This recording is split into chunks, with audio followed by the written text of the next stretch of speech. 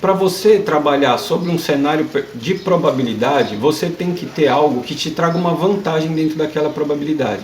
Então, por exemplo, se você vai jogar cara ou coroa com uma pessoa, você sabe que 60% das vezes vai cair cara. O que você tem que fazer? Toda vez escolher cara. Sempre cara, cara, cara, cara. A longo prazo você vai estar ganhando dinheiro.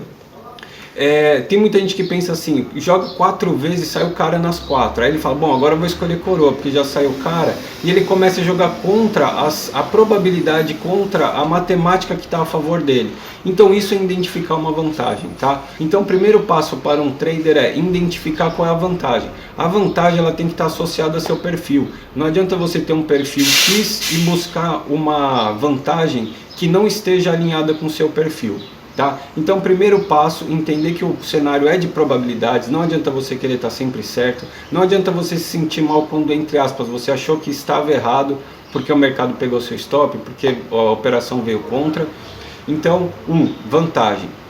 São 6, que eu chamo de 6 passos da consistência, o Mark Douglas fala bastante também. Então vamos lá, primeiro passo é a vantagem. Segundo passo, um plano de operações. Tem muita gente que tem uma vantagem, tem um setup que ele não é, a porcentagem dele de acerto não é maior do que 50%, é menor. Mas a pessoa compensa isso no plano de operação. E o que entra no plano de operação? Entra risco, entra retorno e volume operacional. Que é quantos contratos você entra, e aí dependendo da plataforma que você opera, se tem gente que opera AB, vai ser o volume que entra financeiramente, e entre outras questões. Então, primeiro você tem que ter uma vantagem, segundo isso tem que ser fechado dentro de um plano de operações, certo? Terceiro passo depois do plano de operações é você executar sem cometer erros, pelo menos o máximo possível.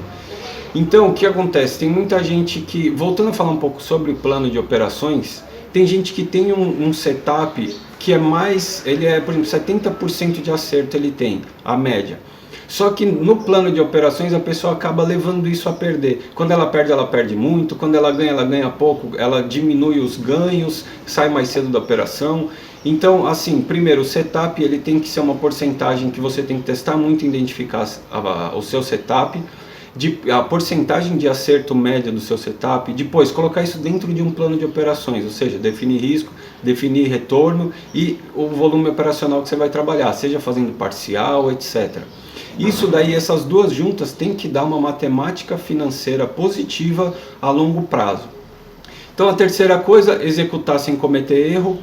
Aí seria uma proficiência de no mínimo possível de 95% de acerto. Isso daí já demanda outras coisas. Para você conseguir executar da forma correta o seu plano de operações, o seu setup, você precisa estar num estado de mente despreocupada. Para você estar com a mente despreocupada na hora de operar, você tem que operar sem medo, que eu vou falar depois na próxima aula, os 4 medos do trader. E aí, por último, para você operar sem medo, você tem que realmente entender, interiorizar, virar uma verdade para você no seu sistema mental, consciente e subconsciente, que o mercado é feito de probabilidade.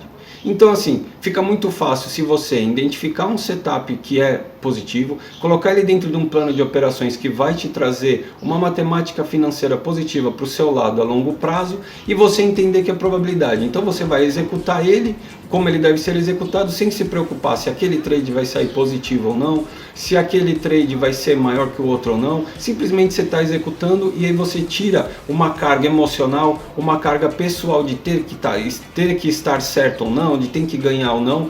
Você coloca isso daí de lado e consegue executar e consegue ter ganhos a longo prazo.